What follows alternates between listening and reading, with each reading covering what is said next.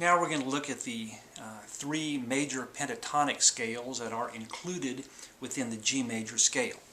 And those are the G major pentatonic scale, the C major pentatonic scale, and D major pentatonic scale. The major pentatonic scale is closely associated with country music. There's lots of fiddle tunes that are written in the major pentatonic scale.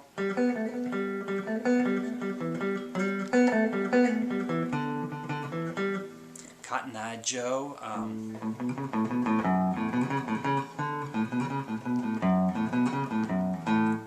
Except for that one D note on the D chord, that's all A major pentatonic. Bob Wills used a major pentatonic fiddle melody for his introduction to Stay All Night, Stay a Little Longer.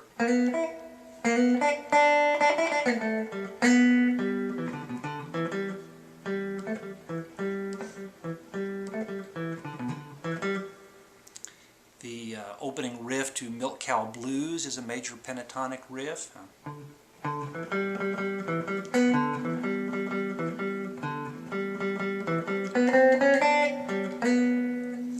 See it in lots of other styles of music. Chuck Berry included a little major pentatonic run on the signature riffs on Johnny B. Good.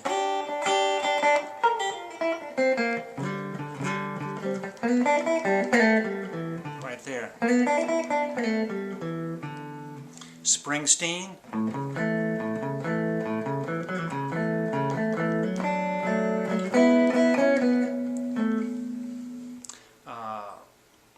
Joan Jett's I Love Rock and Roll. And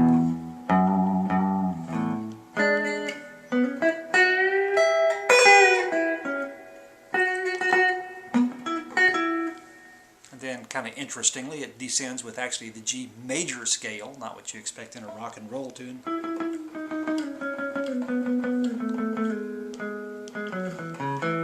Something like that. Hideaway, Freddie King, and kind of on and on. So it's a very useful scale to know, and it pops up in lots of styles of music, not just in country or folk-derived tunes. Let's look at what is in the major pentatonic scale. It has 5 notes, and we'll look at the G major pentatonic scale here. It starts with the triad, G, B, and D of the G chord, and then it adds, in the case of the G major pentatonic scale, the note A and the note E.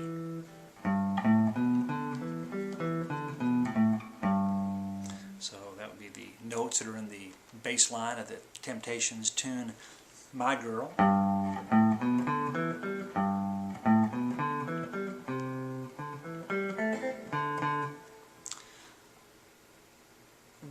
It's useful perhaps to look at what is not in the scale. We know it's got 5 notes and the major scale has 7 notes, so what notes are left out? If we look at it, what we're going to see is you've got the note G, the 1, it's got A, 2, B, the 3rd of the G chord, 3, it skips then the note C, the 4th note up from G. We've got Phi, which would be the 5th of the G chord. It has E, the 6th note up from G. It does not have the F sharp there, which is the 7th note in the G major scale. And so what do we get by losing those notes? Well, the C note here is 1/2 step away from B, the 3rd of the chord. And so if you were to have a G chord and you had a C, if you played a C note over a G chord, what you get is this. Not a particularly nice sound. Now we like that C if it's replacing the B in a suspended chord, but if they're both playing there, arguably it doesn't sound too hot. Not to say you don't ever play a C note over a G chord, but usually you don't want to linger on it. You kind of have a similar thing with that F sharp, the 7th note of the scale. It is a 1/2 step below rather, the G note, the tonic note. And so what you would get would be maybe not quite as dissonant as the C is, and in fact in terms of the major 7th chord, if you're not playing the G right next to it, it can sound very nice. But by avoiding those notes, you're getting notes that are all going to sound pretty harmonious. That E note, for example, add that to a G chord. Nothing wrong with that at all. Adding the A note doesn't sound bad either. And so by playing the major pentatonic scale, you sort of can avoid some notes that potentially are going to clash with the chord of the moment. That same structure, 1, 2, 3, skip 4, play 5, play 6, skip 7, is true in all 3 of those major pentatonic scales. They're spelled exactly the same way. The C major pentatonic scale, you play the 1, C, you got D, the 2, E, the 3, you skip over F sharp, which would be the 4th. You got the 5, G, 6, A, don't play the B, and you got your C. Same structure also with the D major pentatonic chord. And so what I'm going to suggest that you do now is do exactly like with the triads and practice playing some melodies just using the notes of those pentatonic chords. And I think you're going to see it has a kind of a characteristic folky kind of country sound to it.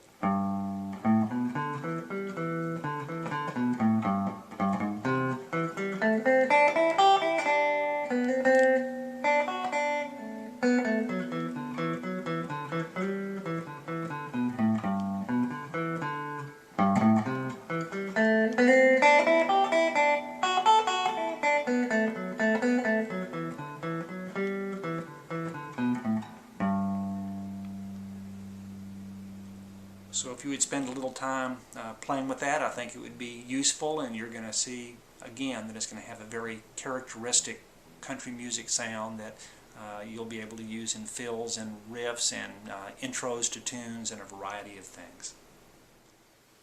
I forgot to mention that a lot of contemporary hot chicken picking style players think of their playing style as being kind of either a combination of the major pentatonic plus the minor pentatonic, or of them being a kind of sliding back and forth from one to the other.